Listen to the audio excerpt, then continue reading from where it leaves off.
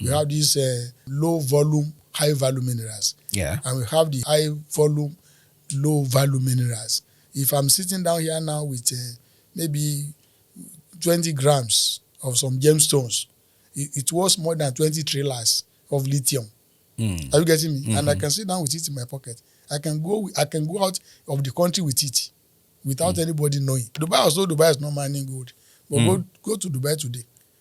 Dubai is known as a gold city. Are they mining gold in Dubai? Go to Bangkok. Nigerian gemstones are running the economy, the mineral economy of Bangkok, of Thailand. How did he get there? This podcast is brought to you by the Volume Pod in association with the Cable NG and Diazu Development.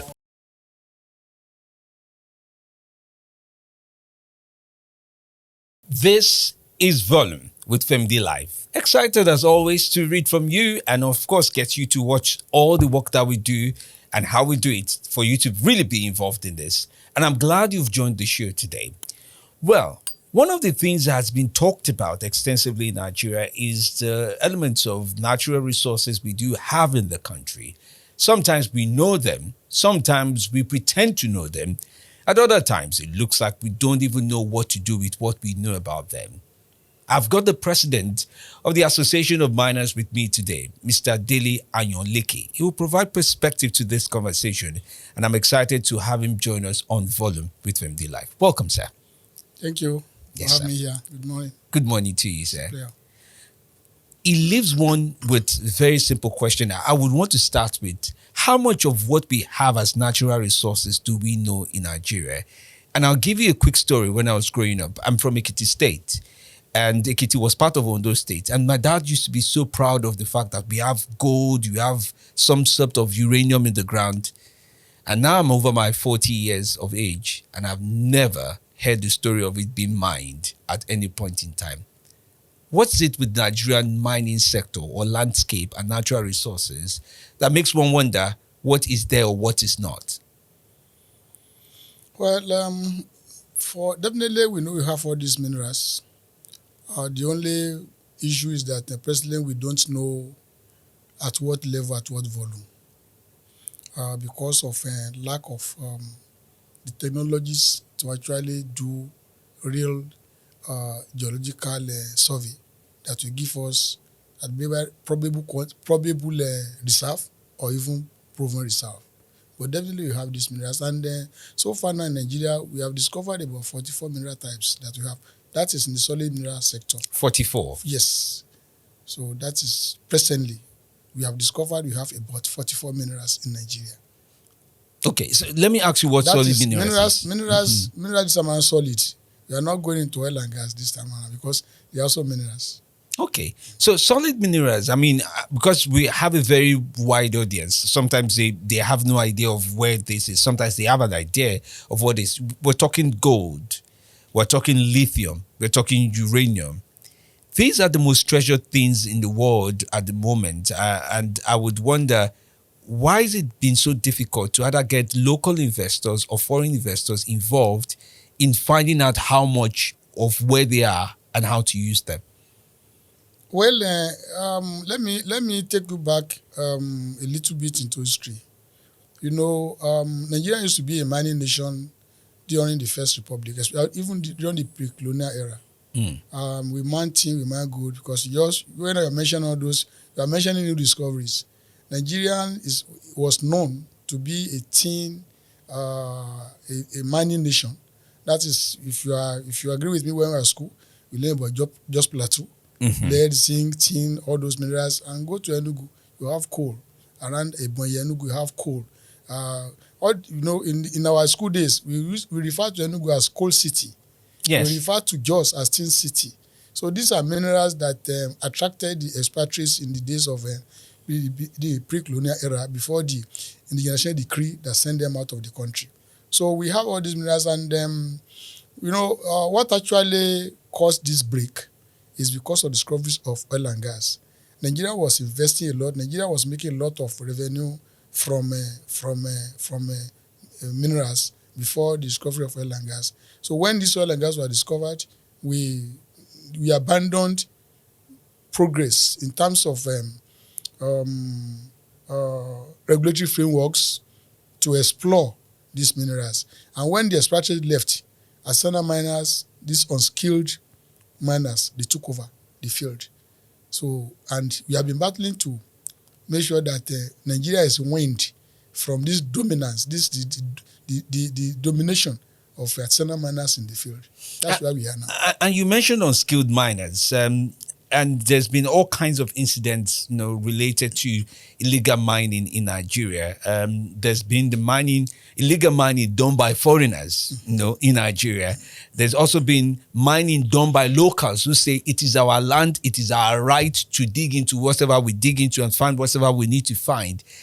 But the framework around which you mentioned that was abandoned, it is difficult to understand why it was abandoned and what it was like before being abandoned. That is to say, even now, when people say mining in Nigeria, it's difficult for anybody to understand where do we start from. Because one thing seems to be very obvious, and I don't know if it's right, but correct me.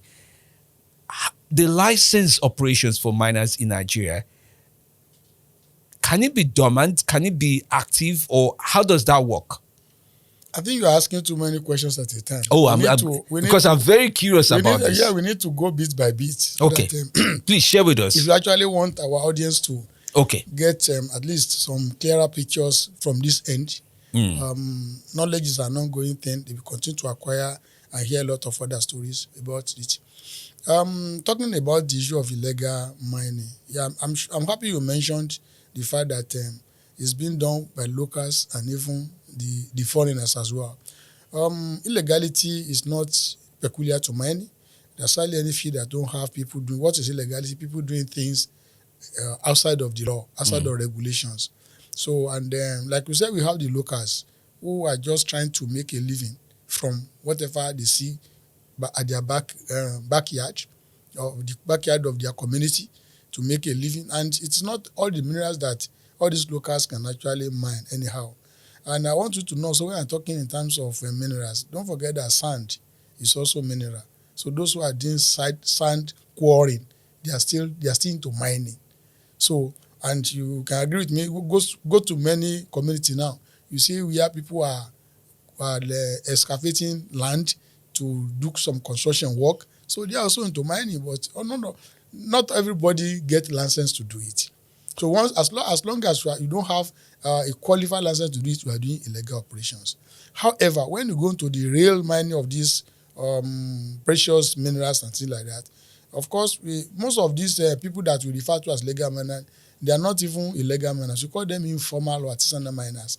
And that is why the ministry, in conjunction with us as well, we are trying to formalize all these people to make them into economic units that they be useful to themselves and useful to the economy as well. Because what the government is after, do it right. Pay your necessary dues and royalties and things like that, so that government will benefit and they will be able to maybe plow back some of these revenues into socio-economic development of the country. Now, coming to the area of which the other one you mentioned, is our land. Yeah, it's our land. It is still there. It's still there, but government what government is doing is what I've just told you about, trying to bring them and formalize into cooperatives. If it is your land, fine. Form a cooperative. You can come 4, 5, 6, 7, 10 people together and get in an area. You get this cooperative certificate. There is one department in the ministry also. We call it artisanal and small scale department. They will issue artisanal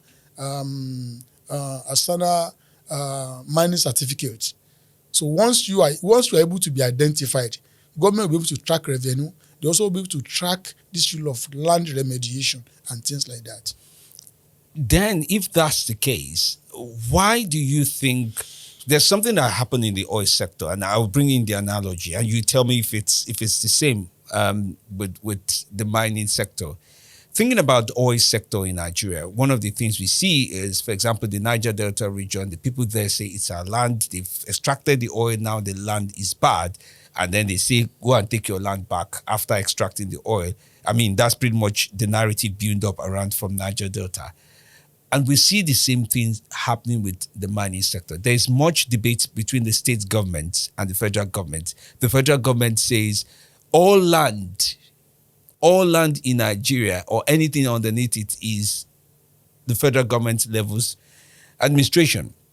I wonder, do you think the state government should be involved in going after such law to help modify it, or that law is just fine? Nigeria is a democracy, and we need to fashion out whatever we know that can work for us. I don't want to say whether the state government is right or not, but the fact of the matter today is that federal government owns the right, according to our constitution, owns the right of ownership to minerals under the ground. Whereas the land use decree also placed the authority of land in the state government. But when you see the law, there are provisions that take care of all these dichotomies. We had the Miremco. That's number one thing. We have Miremco. That is what you call Mineral Resources and Environmental Committee. They are every state. It is in the law. It's in Nigerian Mineral Act 2007. So every state is supposed to have a Miremco. Even though the minister is the one that will constitute this Miremco, but the fact is that about 80% of membership, they are state actors, they are state appointees, even up to the level of the chairman of the Miremco. So the law make provisions for this so that there will be this kind of synergy between the state and the federal government in terms of making sure that whatever is happening in each state, the state has full knowledge of it, and they can also exercise some level of control, especially when it comes to environmental issues. There are some reports you need to write to the federal federal regulatory authority that must emanate from the states. We have all these commissioners, all these agencies who are in charge of natural resources, land matters in the state as members of that committee. So I think the problem we have in Nigeria is that we don't seem to make use of our laws before we jump into conclusion. We want to always do things on our own without looking into how we can make sure that the law actually works for us. So these are the issues. That dichotomy is real, and is giving the sector much problem now, because now we are trying to invite, the federal government is trying to invite big investment, which can only come from foreign lands, to develop the sector. The federal government will issue license. State government will say, no, you can't work here. We have seen state government banning mining activities, which is against the law. We have seen some other setting up. I told you about Miremco. There are some states that just send Miremco, but they set up their own task forces to regulate mining. Why should that so? Why should that be so? Why shouldn't it be so? It should not be so. It should not be so because Miremco is supposed to take care of that, the work of that task force. The state owns the Miremco. I mean, maybe 2 or 3 other members of that Miremco belongs to the federal agencies. So why must a state set up another agency, another level of control, when the laws has already made provisions, which is in the hand, under the control of the state government? Do you think, just like we have when it comes to oil derivatives, as we have it with oil, where it's 30% derivative if you have oil, is there any clear format or clear writing as regards what states would benefit? Yes. I just mentioned one. That benefit in terms of control, the state has it in the law. What about money? Money, 13% derivation. The same thing that applies to oil applies to solid minerals. And also we have some other benefits that go to the host community. We have the issue of consent, we have the issue of CDA. When a mining company wants to obtain license, you first of all meet with the landowners, obtain their consent. Without that consent, they will not go ahead to process any license. That is by the agency that manages mining titles, which we know as Mining Cadastral Office. Without consent of the landowners, which has to be certified by a court of law with an affidavit, they will not go ahead to process. And after issuing the license, before you can go ahead to start any mining, you have to enter into what you call community development agreement with the community. This is where we spell out how you want to transfer social and economic benefits to the community, to the host community, where you are getting all these minerals, where you are mining. So, and the state government also, you have 30% derivation from all the revenue that accrue from mining to the federal purse from the state. Thinking about that, you talked about the role of the people and the agreement they possibly have to meet up with miners who are interested in getting stuff from their land. But in Enugu State, for example, there was a village, I can't remember the pronunciation now, but it's spelled Mtuku or something like that. There were armed people who forced their way. And I'm sure it's not isolated. There's something probably you're aware of, that there are armed miners who, with a license or without a license, try to take over a community, try to run over a community excessively in order for them to carry out their activities. Why are you going to Enugu? Have you not heard what's happening in Kwara now?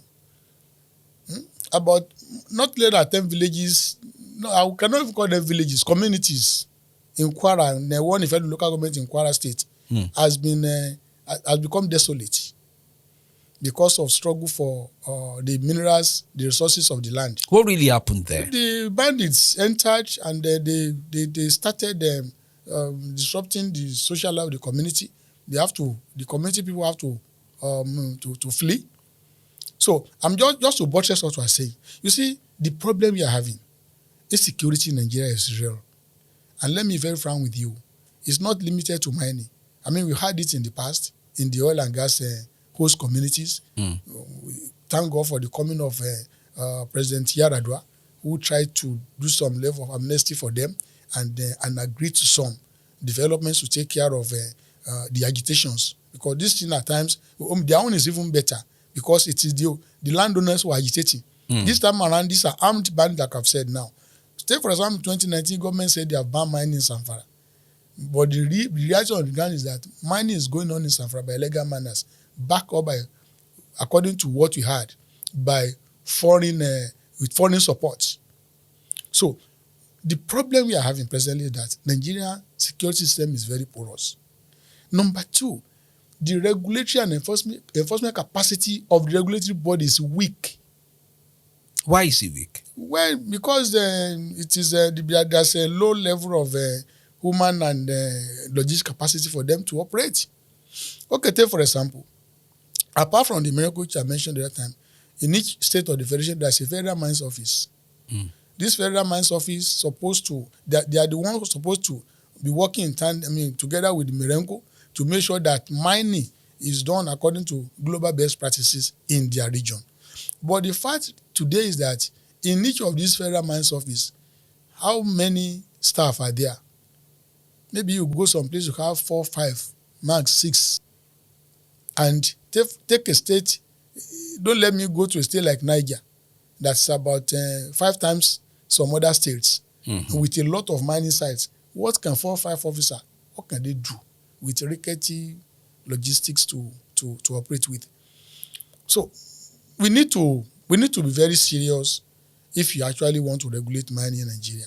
If you want to drive away this insecurity, illegality, if we want our minerals to actually work for us in Nigeria, government need to invest more in some of these conversations around improving the regulatory capacity of the regulators. I was reading what the chairman of an ad hoc committee on mining said yesterday, where he talked about in 2 months that about 9 billion worth of mining could have been taken out in a particular location.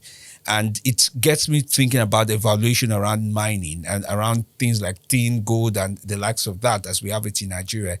Is it not a sad case today that there is no clear-cut understanding of how much we are mining out in terms of what we're taking out through mining and what is coming in? Is there a clear framework to say this is how much we have exported from our mines and this is what that's come back to the country? Does that even exist? You can't get that from the way we are operating in Nigeria. You cannot get that. You cannot get that figure. In fact, all those figures being bandied about, people are just it's just like speculation, just like estimation. There's no any clear research to confirm what figures.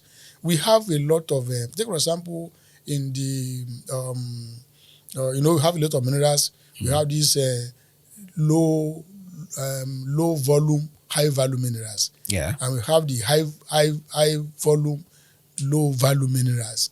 If I'm sitting down here now with maybe 20 grams of some gemstones, it was more than 20 trailers of lithium. Are you getting me? Mm-hmm. And I can sit down with it in my pocket. I can go out of the country with it without anybody knowing.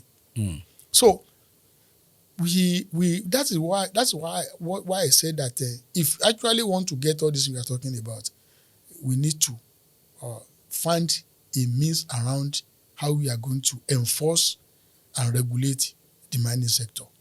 So all those figures being bandied about, everybody just maybe just looking at it from various angles to project any figure. There is no any survey, there's no any research that can actually confirm the number of the value of minerals that have left this country. Dubai is not mining gold, but go to Dubai today. Dubai is known as a gold city. Are they mining gold in Dubai? So these are the things. Go to Bangkok. Nigerian gemstones are running the economy, the mineral economy of Bangkok, of Thailand. How did that Germany. get there? I say what? How did it get there? It has to go there because our borders are porous. You're saying those gemstones find it very easy to cross the borders, apart from the legal borders. Anyhow to cross They can go, and run the whole city's economy. Of course, go to all our neighboring towns in Nigeria now. Those, you mean the towns that share boundary with other countries. Go to the north. Come to my backyard in the western end of Nigeria. What border security do we have there that prevent people from just crossing? After all, what is the margin between one country and the other? So what is the margin of land between one? You can just take something and walk across. True. And then, of course. And we have a lot of relationship along this border with some other farmland is there. You can cross to another country to farm. They can cross yours to farm. So all these are, and in the course of that, and if you even look at the issue of our herdsmen, they crisscross the countries without anybody checking where they're coming from, what they are doing. And some of them, let me tell you, in my own place, it is this herdsmen that discover that you have minerals at my own backyard, in my own community in Oyo State. Herdsmen? Yes. Were the ones that discovered? They are the ones that discovered, because the thing was, their farmers who have been there, they didn't know what mineral, what they are. They are just seeing fine stone on the surface. Whenever there is dry land, you see, whenever they are farming, they will be excavating these minerals. Nobody knew the value, nobody knew anything, just like another thing, until this, because of the fact that they have knowledge of it in some other country where they are coming from. That's why when the minerals were discovered, we have a lot of influx of all these our West African brothers, because they know about the Malians, the Guineans, the Gambians. They know about it more than we do in Nigeria. So they are the ones that are into mineral trade, and they have networks all over the world in terms of how they conduct their trade. This story that you say reminds me of the 18th century stories around how oil in US was discovered and everybody was springing up their own oil farms and kept extracting, and illegal mining, or should I say, yes, illegal mining was the order of the day around that. Now, let's talk about the involvement of foreign investors or miners. It is very difficult, because I listened to former Minister Kayode Fayemi at some point in time complain about, I don't understand why these people are here and they're here so free, easily, and it's only when we are accustomed that their stories. The same experience is what Minister Dele Alake as well has been complaining about, that for example, the Chinese miners seem to think, well, Nigeria is an extension of their country and can do and undo. What is our relationship? What's the sector's structure around Nigeria and China, especially when it comes to mining? Well, I'm surprised that you said that this conversation is going on around the government corridor. Because I think presently in Nigeria today there is in the regulations that the foreigner can own 100% mining assets. So, and this is one of our regulations being driven by the government. That a foreigner The foreigner can own 100% mining assets. There are Chinese factories coming up, 2 at least, with metric tons. So, and the problem, that's the reason why we are having this problem we are talking about. Can Chinese allow a foreigner to own 100% mining asset equity in their land? We have been telling the government that while of course we need them because of the investment they have, because of the money they have to invest in Nigeria to help us exploit these minerals for our benefit. But the fact is that the law must be tinkered with. Whether there's law agreement must be tinkered to make sure that they partner with the locals. I mean, you cannot just allow a foreigner to just come and we are moving towards another colonization. That's the meaning. Go to Congo today. That is why you see all these foreigners, they don't want to leave such land because they know what is on the ground and they have been enjoying all this while. So that is why they help at times to make sure they change government or some government to favor them. So these are the issues. We are not saying foreigners should not come to our land, but whenever they come, the law must be made in a way that they must partner with the locals so that there will be equity sharing in whatever happens. I understand we have invited a lot of them now to come and do processing. Like you're having this lithium processing springing up really about. It's good, but at the same time, it shouldn't be that we should allow them to own 100%. And Nigeria, I understand. And you see, when you ask them to own mining asset 100%, we can't compete with them because they have advantages than us. Take, for example, it is their country, actually their state government, actually send them out to go and bring all these minerals to develop their own industry over there. And they give them a lot of incentives.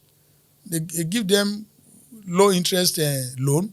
We are told that they have 2% interest loan. They have they still give them equipment, brand new equipment, unlike us here, where we go and hire rickety excavators, rickety bulldozers to work. So it was the first time when these people came, it was those in the quarrying session that were crying because of this economy of scale, they are able to undersell. If Nigerian government, if Nigerian corn operators is selling maybe a bucket at 100 naira, they can afford to sell their own at 30, 40 because they have brand new equipment working. We are even told that they have cheap labor that they send along with them to come and work with them here. Yeah. So all these things, and you now say we'll be competing with them. How can we compete favorably? In a small time, they send all of us away from business and they take over the whole thing. The Minister Alake has been talking about withdrawing mining licenses from some operators, especially his focus has been a lot about foreign operators who he feels are not following the laws of the land. Some of them, going towards criminality in some instances. He's been talking about registration, updating your registration, withdrawing licenses that are just passive or cold. People, even Nigerians, some Nigerians have mining licenses that have not mined one thing in one single day, but those licenses are there. What's your perspective to when Nigerians acquire to keep and not use? I was talking to someone recently when he was asked and said, sell your license to us. Before investor was talking, sell your license to us. You are not using this thing. And the likes of that. What's your perspective about this part of the trade? Well, I think, in all honesty, the ministry is right to a very great extent in this issue of idle licenses, revoking of idle licenses. And I don't think it's because of the fact that because they are foreign owned. It's simply because of the fact that they are idle. Simply because you have a lot of speculators, and I think this speculating thing is more of Nigerian than these foreigners. No foreigner will come and obtain license without working on them, but our own people, they obtain some of the license. Some will even get more than they will bite more than they can chew. Are you getting me? And they will not be looking for people to come and buy or partner. I was told that when this issue of two things were done. by the ministry. Number one is that they jack up where they will not want us to jack up. They reviewed the licensing fees. That is application and renewal fees of licenses was reviewed. This one we are trying to appeal to the government to consider the locals, to consider the Nigerian miners who are not actually speculating, and at the same time they don't have the money, they don't have the capacity to pay those fees. But you know, at times when if you are not careful, at times you throw the bathwater away with the baby at times. So this is what is happening. That even when sinners, when they are being punished, some innocent also suffer. You have some real indigenous miners who don't have capacity to pay that amount that has been reviewed. But at the same time, you know that there are a lot of speculators in the business who just obtain this license and now be shopping around the world to look for those who invest. And because of that, you can't be sure where you are going to get somebody to come and buy or partner with you. So for years, the license will be idle. And there is this issue of, there are this principle, because the mining cadastre has some principle. First principle is that first come, first serve. Yes. The other one is use it or lose it.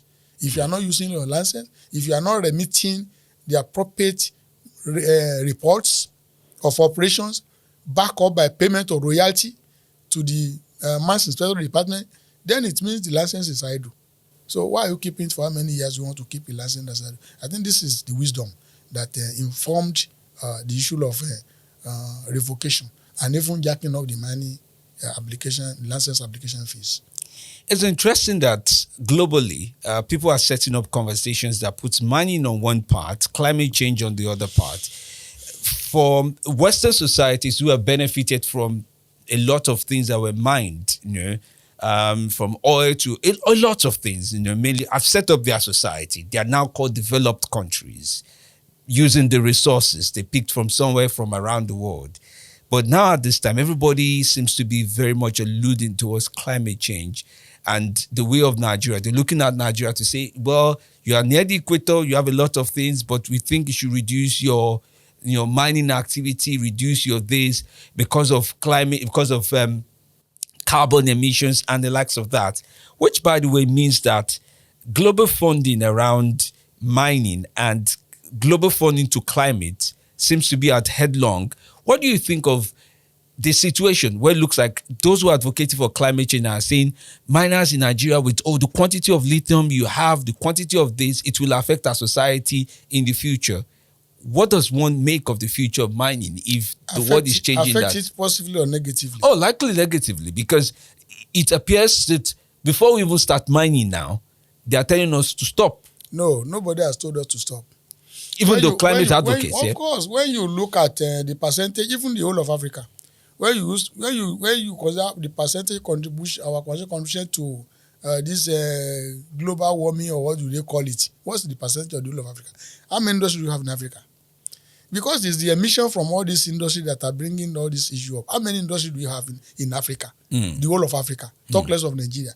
In fact, we had industries more in the First Republic than now in Nigeria. You know what I'm talking about. I do. So go to Ikeja today. How many industries are seen? Textile industry is gone. That are still emitting what do you call it? This carbon. Like so, greenhouse gases. Nobody. You see, let's be very frank with ourselves. If you can get our acts right, this issue of energy transition will pay us more. Why? Because we have the minerals that are needed for energy transition. So, and I don't think anybody will tell us not to mine or process them. Because if you don't process them, how do we get the material? Ordinary sound, how do you get the minerals that you want inside? How do you get them that you don't process them? And in the course of processing, that's industrialization. So that's why I say, Nigeria, if you can get our acts very right, Nigeria has lithium, Nigeria has some other minerals that the world needs for for this global energy transition. And it's your good for us now to know how we're going to exploit this, process them, and make sure that we use them to revolutionize our industry. And look at our leaders in the First Republic through our agricultural products, the revolutionary industry. That's why we are having all these industries I'm talking about in Ikeja, in Kano, in Kaduna, in Port Harcourt, and some other places. But today, all those factories, all their warehouses, the other event center or worship centers.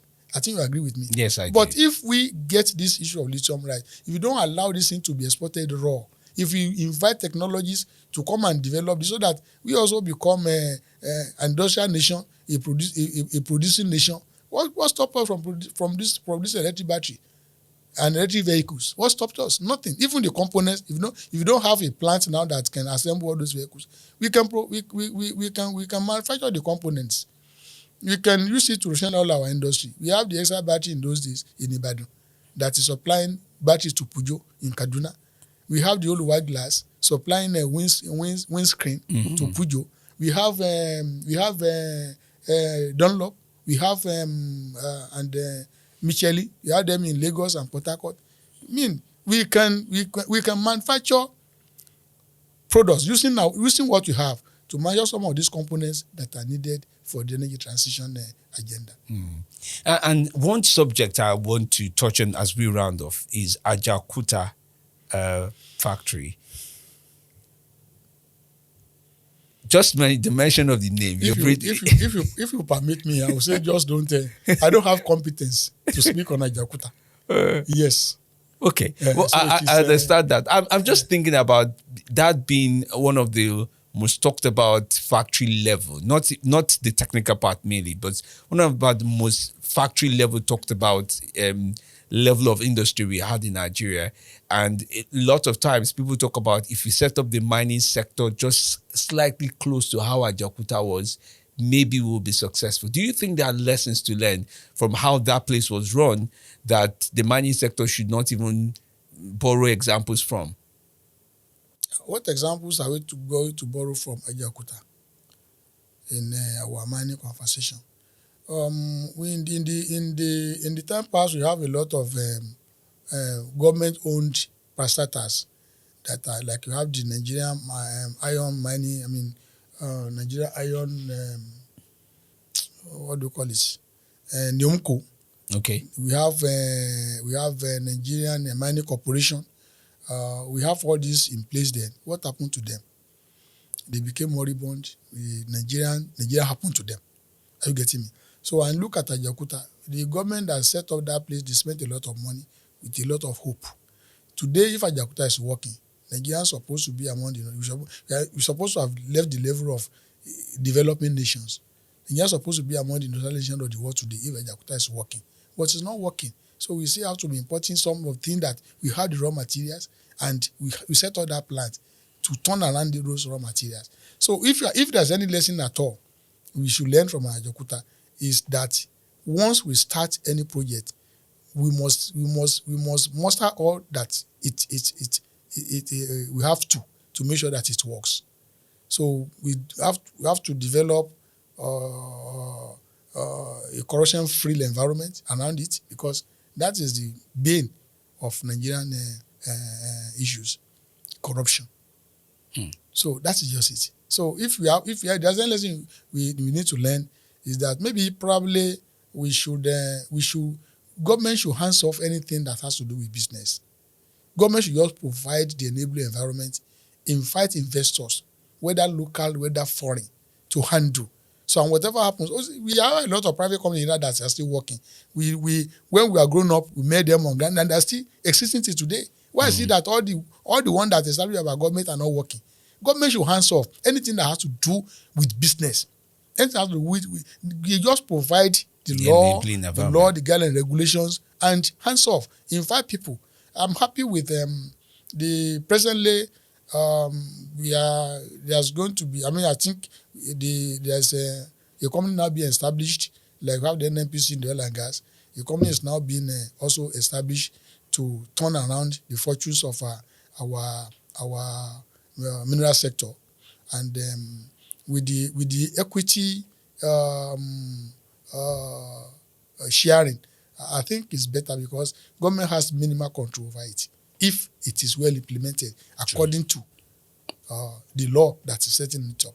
So government has minimal control. It will be controlled by the investors and by Nigerian people. True. Mr. Dele Ayanleke, thank you so much for Yes, coming on well, Volume with FemiDlive. We really do appreciate your insight into this conversation and much of the thoughts you shared with us. All right, well, thanks. maybe because yes. before we go briefly, because we are talking about, I know started from this issue of illegality, and I also want to acknowledge the fact that government is doing a lot to actually control illegality, and that's what brings all the matter of the money machine, which you earlier mentioned to me that I talked about. Oh yes. Yes, you see, one thing is that the issue of creating this level of agency around mining is not new. We have learned that in those days you had the mining police, and during the time of Dr. Karifami, which you just mentioned, we have the surveillance team in all the states of the federation. It's an interagency team that was put up then. But our problem is that we don't allow our system to work before we get to, we just abandon midway. So at a time, those surveillance was not functioning again because of lack of funds for them to operate. So, and that is what now bring this issue of money marshal. So the only thing that we are just making appeal that the money marshal also should work in tandem with the federal mines offices who have competence to determine who is illegal or an illegal miner in each state of the federation. Very well said, sir. Thank you so much for coming on the show. All right, stay with us. We'll look forward to your comments of this and, yes, your ideas around this. I will be sharing much of that with Mr. Dele Ayanleke as we would have it. And, yes, okay, you could also read much about this. I presume it's going to show up on the Cable NG where we do publish. They are our distribution partner.